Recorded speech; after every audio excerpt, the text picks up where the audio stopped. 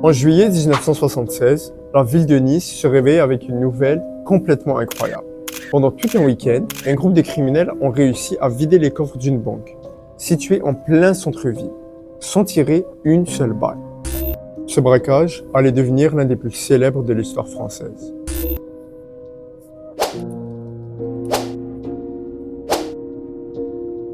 À la tête de l'opération se trouve un homme nommé Albert Spagari. Ancien photographe et personnage mystérieux, il prépare son plan pendant plusieurs mois. Son objectif, entrer dans la Société Générale de Nice, sans passer par les portes principales.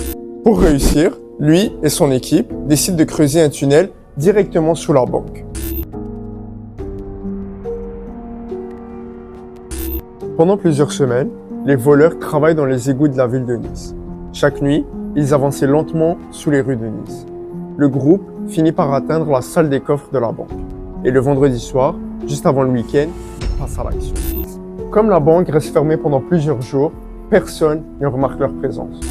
Pendant plus de 20 heures, les criminels ouvrent des centaines de coffres-forts.